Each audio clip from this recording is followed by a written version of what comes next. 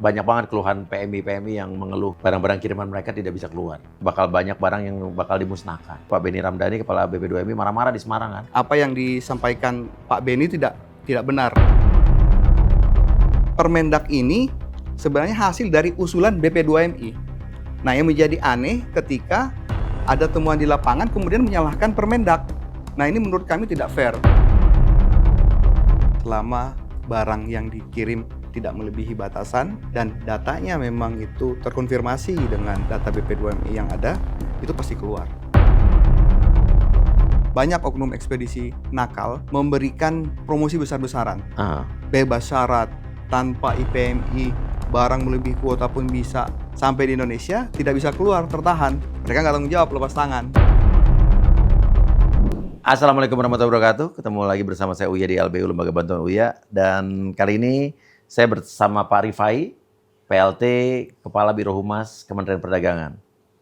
Kita akan menyikapi keluhan-keluhan para PMI atau pekerja migran Indonesia yang merasa katanya barangnya tertahan dan tidak bisa keluar di pelabuhan-pelabuhan yang ada di Indonesia, ya, di Semarang dan Surabaya.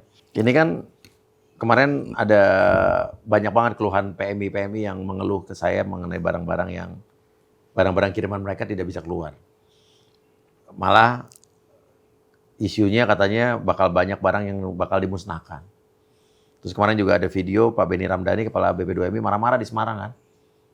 Ini kenapa nih? Gara-gara Permendak katanya barang-barang jadi tertahan. Nah, sebenarnya gimana sih ceritanya, Pak? Jadi gini, Pak Uya, Permendak ini justru memudahkan. Memudahkan dalam artian bahwa barang PMI ini sebelumnya itu tidak diatur. Artinya prinsip dasar impor bahwa barang yang masuk itu harus barang yang baru. Tadinya Harus barang yang baru. Bekas nggak boleh masuk tadinya? Bekas nggak bisa masuk. Tadinya, oke. Iya, harus barang baru dan harus memiliki NIB atau perizinan usaha bidang impor. Oke. Ya kan? Nah, Permendak ini untuk memfasilitasi teman-teman PMI yang barangnya banyak tertahan di pelabuhan. Nah, itu kemudian atas usulan dari BP2MI, Bapak Benny Ramdhani, kemudian pada bulan Agustus 2023 itu diadakan rapat terbatas. Oke. Membahas khusus tentang barang PMI. Karena banyak barang PMI yang banyak barang PMI yang tertahan di pelabuhan. berapa kontainer? Ratusan kontainer. Ratusan kontainer. Oh, jadi kontainer. karena ada permasalahan ratusan kontainer ketahan, jadi Iya, ada rapat itu. Ada rapat terbatas. Nah, dalam rapat itu kemudian disepakati 1.500 USD per tahun per PMI itu bisa diimpor sepanjang PMI itu terdaftar. Oke, jadi ada IPMI atau ada ITKLN-nya? Ya. Oke. Daftar di BP2MI atau Kemenlu mungkin kali ya? Iya, daftar di Kemenlu dan di BP2MI. Oke. Nah, setelah keputusan itu di tanggal 3 Agustus kemudian siapa aja yang rapat? Yang rapat itu ada Menteri Perindustrian, Menteri Perdagangan tentunya, Menteri Koperasi dan UKM, Menteri KLHK, kemudian Menteri Investasi, Menteri Koperasi dan Ekonomi, kemudian Meneg BUMN, dan menteri-menteri lembaga terkait termasuk BP2MI. Menteri aja, presiden ada, Pak? Presiden iya dong, presiden. Oh, ada presiden semua jadi? Iya. Jadi ini rapat banyak menteri ya? Banyak menteri. Dan itu Pak Benny juga melakukan presentasi di situ. Oke, presentasi? Presentasi terkait keluhan atau hambatan yang dialami oleh PMI di luar negeri. Dan diputuskan? Dan diputuskan pada ratas tersebut PMI diberikan relaksasi 1.500 USD untuk barang impor yang masuk ke Indonesia per tahun per PMI. Oke. Per tahun per PMI. Untuk berapa kali pengiriman tuh, Pak? 3 kali pengiriman. Jadi per pengiriman 500? Per pengiriman 500. Maksimal berarti? Maksimal 500. Jadi setahun maksimal 1.500? Ya. Barang bekas bisa? Barang bekas bisa. Tadinya nggak bisa? Tadinya nggak bisa. Oke.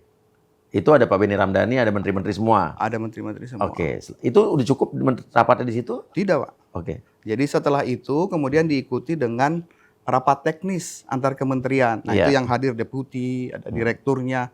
Nah, itu dihadiri salah satu ketika ini kan maraton ya, berkali-kali ada di BP2MI, ada di Kementerian Perdagangan, di Kementerian Perindustrian, termasuk di Kementerian Perekonomian terakhirnya. Nah, butir-butir hasil kesepakatan ini dan masukan dari sektor itu kemudian disepakati oleh para stakeholder yang ada, Siapa aja? yaitu Kementerian Perindustrian, Kementerian Luar Negeri, Kementerian Perdagangan, kemudian KLHK, Koperasi dan Kementerian Koperasi dan UKM, dan BP2MI. Ada 8 kalau nggak salah itu. Oke. Kementerian dan Sekretaris Kabinet tentunya. Oh, jadi ada BP2MI, ada menteri-menteri yang tadi Ada disebutkan. menteri-menteri, ya. Menteri. Keputusannya adalah Keputusannya itu adalah yaitu daftar barang-barang Lartas, ya. Lartas itu kan masukan dari sektor. Ada 10 item itu yang direlaksasi. Yang Oke, itu diberikan berdasarkan kemudahan. rapat bersama Rapat bersama. antara kementerian-kementerian tadi Ya, dengan BP2MI juga. dengan BP2MI juga. Semua menyepakati. Semua menyepakati Oke. Dan itu yang jadi Permendak terbaru ini. Permendak terbaru ini. Jadi istilahnya Permendak ini pada posisinya menerima masukan dari sektor. Oh, jadi Permendak ini yang memutuskan bukan hanya Bukan, Menteri Perdagangan sendiri. ya, karena Undang-Undang Perdagangan itu, Undang-Undang nomor 7, bahwa kegiatan ekspor impor perdagangan itu merupakan domain dari Kementerian Perdagangan atau Menteri Perdagangan. Makanya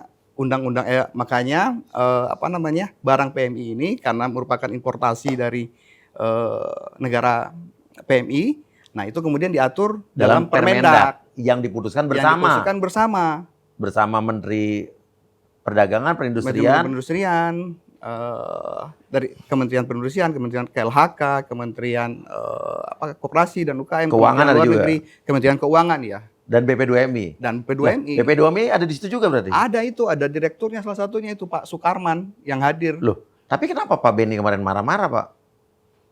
Kan kemana gini, ini seingat saya nih. Video yang beredar itu adalah kan karena Permendak ini nih yang jadi biang masalahnya, katanya barang-barang jadi dibongkar, nggak bisa keluar, bakal dimusnahkan gitu kan. Nah, ini yang harus diluruskan bahwa karena kebijakan ini merupakan hasil kesepakatan bersama, apa yang disampaikan Pak Benny tidak benar 100%. Wih, tidak benar gimana? Tidak benar karena ada perwakilan dari BP2MI yang hadir pada saat rapat. Itu bukan hanya sekali, tapi kita rapat tuh berkali-kali dengan Kementerian Teknis. Jadi perlu catatan di sini bahwa Permendak ini sebenarnya hasil dari usulan BP2MI. Nah, yang menjadi aneh ketika ada temuan di lapangan kemudian menyalahkan Permendak. Nah, ini menurut kami tidak fair. Oh, jadi saya baru tahu juga. Saya pikir Permendak itu keputusan Menteri Perdagangan sendiri. Tidak. Jadi karena yang tadi saya sampaikan, karena Undang-Undang Perdagangan itu mengatur tentang kegiatan ekspor impor, nah makanya dikeluarkan Permendak. Tapi Permendak ini sebenarnya butir-butir dalam Permendak ini merupakan masukan dari sektor, ya, terkait dengan barang PMI dari BP2MI. Oke. Nah, permasalahannya, Pak. Tapi kenapa akhirnya yang kemarin kan kasusnya di Semarang. Ini pada mandek nih. Kok di Semarang menurut data kan, menurut video kemarin hampir semua barang nggak bisa keluar nih. Ya kan? Tapi saya juga mendapat data dari PJT dan teman-teman yang lain yang di Surabaya justru banyak barang yang keluar khusus dari Taiwan, Hong Kong, dan Singapura.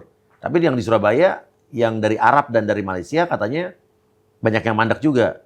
Kalau di Semarang karena mandek semua. Nanti kenapa nih, Pak? Nah, itu kan mungkin bisa dilihat dari ini data di BP2MI sendiri gitu.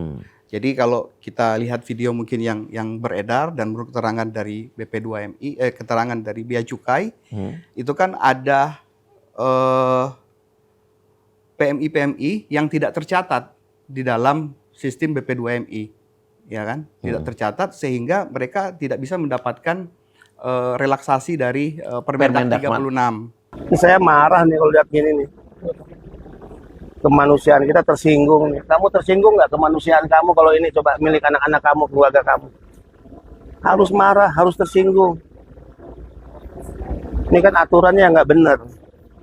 Pak Benny, selama ini kan kendala di saya sama agen juga itu ketika saya submit memastikan itu PMI atau bukan. Kita kan cuma ngeceknya kalau web linknya BP2MI.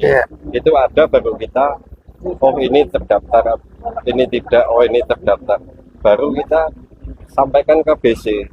Nah, BC itu ternyata juga ngecek lagi secara manual. Jadi prosesnya untuk satu box gini, mutusnya itu bisa sekarang, harus BC juga cek ke linknya BP2MI, bisa 1 Lama. minggu, 2 minggu. Ini Mana si Elias mana? Ini Pak, Ilyas Pak. katanya, Itu yang saya maksud. Jangan kaku dengan sistem. Ini lihat, satu ini aja dari bea cukai cek ke BP2MI bisa 1 minggu. kadang Ini PJT. petugas BC mau cek, itu down katanya, nggak bisa. Ya, sistem kita nggak siap. paspornya ini Iya. itu terdaftar atau enggak. Ya, sistem kitanya nggak siap. Tidak siap sistemnya. Iya. Jadi saya ingin kalau mereka cek langsung muncul. Mereka cek muncul di sistem kita.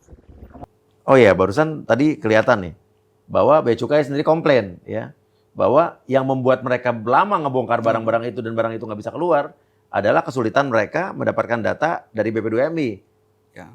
gitu kan? Ya berarti artinya ada permasalahan di data ini kan, Pak? Iya, selain itu juga Pak Uya, ada indikasi menurut teman-teman di Bea Cukai, ada indikasi bahwa barang yang dikirim itu bukan oleh PMI yang terdaftar. Jadi kan oleh mungkin oleh pihak-pihak yang lain gitu yang memanfaatkan PMI. Oh, memanfaatkan relaksasi PMI Relaksasi ini. Oke. PMI, ya. Terus jumlah dari produk atau barang yang dibawa itu melebihi batasan yang sudah diatur. Jadi wajar memang kalau itu dibongkar kemudian tertahan. Artinya selama barang-barang itu terdaftar PMI yang ngirim, berarti ada Iya. IPMI atau ITKLN-nya Ya, dan barangnya tidak melampaui batas harusnya bisa keluar. bisa keluar. Jadi kenapa Pak di Semarang itu nggak keluar-keluar? Ini kan di Semarang mandek aja udah Pak, stuck gitu. Ya jadi memang kalau kita lihat dari video tersebut bahwa pihak Bea Cukai itu mendapatkan kesulitan gitu loh untuk mengakses data yang ada di BP2MI. Jadi bisa kita katakan bahwa data itu atau sistem yang ada di BP2MI itu mungkin error. Oh, artinya kalau misalnya data itu sudah lengkap dan bisa diakses, Seharusnya kan bisa IPMI-nya, ITKLN-nya harusnya dan tidak melampaui batas kali ya. tidak melampaui batas. Itu bisa keluar harusnya. Bisa keluar, tidak ada masalah. Dan ingat bahwa peraturan ini kan sebelumnya kan tidak diatur dan banyak tertahan. Dengan adanya relaksasi dengan Permendak ini, seharusnya barang itu tuh bisa keluar. Harusnya bisa keluar. Harusnya bisa keluar Selama IPMI-nya ada, Dengan ITKLN-nya PMI ada ada, dan kuotanya tidak melebihi batas. dengan berbatas. Jadi Pak Uya, kalau kita mau membandingkan dengan tahun lalu misalnya, Iya. tahun lalu itu sebelum ada Permendak ini keluar, itu banyak sekali barang PMI itu yang tertahan di pelabuhan. Terus sampai ratusan kontainer itu. Sampai kontainer. Nah, keluarnya Permendak ini justru mempercepat barang itu keluar dan banyak sekarang diselesaikan. Mungkin yang tertahan ini adalah sebagian kecil Iya, dari barang-barang PMI yang dikirim ke Indonesia. iya. Tapi sebagian besar sudah keluar. Nah, jadi barang-barang yang nggak bisa keluar ini artinya adalah barang-barangnya Barang-barang yang oleh PMI yang tidak terdata atau melebihi kuota. Melebihi batasan tidak terdata itu artinya tidak terdata sebagai PMI legal sebagai PMI ilegal. atau tidak bisa data atau tidak bisa diakses datanya. Tidak bisa diakses datanya. Artinya Atau memang belum ada, bisa diakses datanya. ya, Gitu. oleh Bea Cukai tidak bisa diakses datanya dan memang ada permasalahan itu gitu kan. Maksudnya dari sistemnya mereka juga belum bisa diakses. Oke. Artinya berarti harus ada koreksi juga dari pendataan para PMI ini. Iya. Artinya kan kalau datanya keluar atau datanya bisa diakses, kuota tidak melebihi data harusnya bisa keluar kan? Iya. Nah, tapi pertanyaannya Pak, kenapa di Surabaya banyak yang keluar, di Semarang nggak bisa keluar semua gitu? Katanya gitu. Koreksi kalau saya salah. Jadi berdasarkan informasi yang kami terima, jadi barang-barang dari Luar negeri. PMI luar Iya, negeri, iya. dari Taiwan, dari Hong Kong, dari Singapura yang masuk ke Surabaya itu keluar, Pak. Hampir 100% keluar. Kecuali Hampir dari 100% keluar. Jadi kebanyakan keluar gitu. keluar. Kecuali ya dari Malaysia dan dari Timur Tengah, Arab Saudi dalam hal ini. Kenapa Pak justru Malaysia sama Arab yang banyak belum keluar barangnya? Nanti kita akan cross check lagi, Pak. Oh iya, Ke Bea Cukai sana. Bea berarti. Cukai ya. Nah, jadi sebetulnya Permendak ini kan harusnya memudahkan Pak. Tapi ini sekarang jadi di lapangan ini ya bermasalah justru gitu. Bukan bermasalah Permendak ya Pak ya. Barang-barang kiriman PMI bermasalah, tapi kan ini yang beredar di lapangan gara-gara Permendak ini gitu. Loh, Permendak ini sebenarnya sudah sangat membantu PMI, sudah sangat memudahkan. Misalnya dari sisi barang yang impor itu kan harusnya barang baru, barang tidak baru juga bisa masuk. Sekarang Ya jadi kan? barang bekas boleh. Barang bekas boleh. Tadinya nggak boleh barang Tadinya bekas. nggak boleh. Oke. Ya kan. Kedua, itu harus ada izin impor, Iya. harus ada NIB Ah. untuk barang baru. Nah, ini kan juga bisa. Ternyata mereka PMI juga dikasih relaksasi. Khusus PMI nih ya. PMI. Ketiga, itu harus ada verifikasi penelusuran teknis, ya kan? Nah, untuk PMI ini didismiss, Oke, dihilangkan. untuk PMI dihilangkan harusnya nih. dihilangkan, ya Oke, kan? ini yang saya belum nyampe ke saya nih. Penelusuran teknis. Jadi untuk PMI dikecualikan lah. dikecualikan, Oke. ya kan? Harus barang baru, tidak barang baru bisa. Barang bekas boleh Penelusuran PMI. teknis nggak perlu verifikasi, ya Oke. kan? Nah, Terus nilai boleh 1.500 per tahun. 1.500 untuk yang terdaftar. 3 kali pengiriman. 3 kali pengiriman, Per pengiriman maksimum $500. 500. Nah, artinya kan ini perlu ada sosialisasi nih, Pak. Ya, memang ini juga jadi apa namanya yang harus kita lakukan lebih masif lagi. Nah, Iya. termasuk untuk melibatkan juga perwakilan Indonesia pemerintah yang ada di luar negeri, konsulat maupun kedubes. Oke. Nah, itu kan ada bermacam-macam fungsi di dalamnya. Oke. Atasnya teknis juga ada di situ. Oke, jadi untuk bagaimana mereka bisa mengerti bahwa mengirim barang harus gimana gitu kan. Harus gimana itu? Tapi intinya PMI boleh dong ngirim barang bekas dong. Bisa, Ngirim makanan boleh dong. bisa. Itu kan Selama itu diatur nggak ada. daging kali ya. Iya, iya, iya, iya. Soalnya yang saya tahu kalau saya masuk ke Indonesia kan dari luar negeri nggak boleh bawa daging kan. Ke Amerika, ke mana juga nggak boleh bawa daging ya. Iya, iya. Oke, kalau makanan snack, makanan ringan, coklat tuh boleh kan? Boleh. Oke, dan ini sesuai dengan aturan-aturan yang ada di Permendak tadi. Permendak. Nah, masalah perusahaan-perusahaan ekspedisinya gimana, Pak? Ya, terus terang Pak Wia. Jadi ada banyak oknum ekspedisi nakal Aha, itu yang memberikan promosi besar-besaran, aha. bebas syarat, tanpa IPMI, barang melebihi kuota pun bisa. Itu bisa bisa dikirim barangnya Sebanyak-banyaknya. sebanyak-banyaknya tanpa dibatasi. Aha, Nah, ini juga bisa jadi perhatian gitu loh. aha. Kenapa kemudian Permendak ini juga hadir untuk melindungi dan memberikan kemudahan kepada PMI. Nah, barang yang sampai di Indonesia akhirnya karena kelakuan dari oknum-oknum tersebut sampai di Indonesia tidak bisa keluar, tertahan. Nah, ini juga bisa jadi pelajaran bagi kita. Terus mereka nggak tanggung jawab. Mereka nggak tanggung jawab, lepas tangan. Oke. Jadi guys, nggak ada yang namanya ngirim barang ke Indonesia, nggak ada syaratnya. IPMI itu perlu. Ya. Terus kuota ada gitu kan. Nggak bisa main ngirim-ngirim aja. Jadi jangan juga terjebak sama promo-promo dari perusahaan ekspedisi yang nakal yang bilang, oh yuk ngirim, bebas kirim sebanyak-banyaknya. Tanpa IPMI bisa, segala macam. Nanti kalau barang kalian mandek, mereka pasti nggak akan bisa dihubungin. Intinya disuruh bayar pajak, ya mereka juga kabur. Jadi intinya juga pakailah perusahaan ekspedisi yang memang sudah Reliable. reliable ya. Jadi perusahaan ekspedisi itu harusnya dia mensosialisasikan syarat-syarat pengiriman yang benar juga kali Pak ya? Ya, karena perusahaan ekspedisi yang benar itu sebenarnya dia juga ngerti syarat-syarat yang harus disampaikan kepada PMI. Bukan misinformasi ya? Bukan misinformasi. Oke, bukan hanya cari keuntungan Jangan cari keuntungan semata, sesaat gitu ya. yang penting terima duit, Terima kirim duit, barang, ya. terus udah nggak lepas tanggung jawab gitu ya. Barang mandak gitu Pak ya, benar-benar. Oke, Bisa dan 10. juga mungkin juga perlu ada edukasi juga buat ekspedisi-ekspedisinya juga, ya untuk pengirim-pengirimnya juga, untuk melakukan kelengkapan dokumen kali ya. Iya. Ya kayak packing list. Packing list. Barang-barang yang dikirim tuh pengirim harus jelas, harus sesuai dengan apa yang jadi packing listnya, apa yang sesuai dengan apa yang ada di dalamnya. Iya. Mungkin gitu kali Pak ya. Iya, betul, setuju. Oke. Jadi intinya sekarang barang-barang yang nggak bisa keluar nih ketahan ini di Semarang dan sebagian di Surabaya, gitu kan? Ini harus gimana nih Pak? Itu kan pertanyaannya ini yang paling penting nih. Mereka pengen barangnya nyampe ke keluarga mereka, mereka pengen buat lebaran, mereka pengen nyampe ini barang kiriman mereka, barang hasil usaha mereka gitu. Ya. Intinya dari kami di Kementerian Perdagangan, selama barang yang dikirim sesuai dengan ketentuan yang ada di Permendak, ya kan, tidak melebihi batasan, ya kan, dan datanya memang itu terkonfirmasi dengan data BP2MI yang ada itu pasti keluar. Pasti keluar ya? Pasti keluar.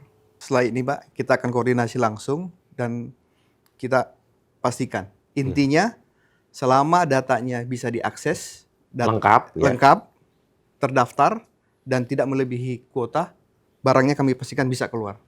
Selama tadi syarat-syarat itu ya? Selama sama terdaftar. Oke, habis ini langsung koordinasi nih Pak ya? Siap. Oke, guys, habis ini akan koordinasi bea cukai dan intinya tadi ya, selama datanya lengkap bisa diakses ya, terdaftar sesuai kuota harusnya bisa keluar. Bismillah ya, mudah-mudahan ya. Ya, dan saya takut juga banyak yang ketakutan karena bakal dimusnahkan lah segala macam gitu kan. Dan nanti kita akan jadi PR bersama juga untuk saya mensosialisasikan juga. Nanti saya minta datanya Pak ya, Siap. barang-barang apa aja dan segala Baik. macam biar Ya. kita bisa sosialisasikan. Kita highlight lagi, Pak, bahwa Permendak ini adalah Permendak hasil kesepakatan bersama. Oke, Bahwa Permendak ini sudah disepakati oleh stakeholder termasuk di dalamnya BP2MI. oke, siap. Terima kasih banyak. Wassalamualaikum warahmatullahi wabarakatuh.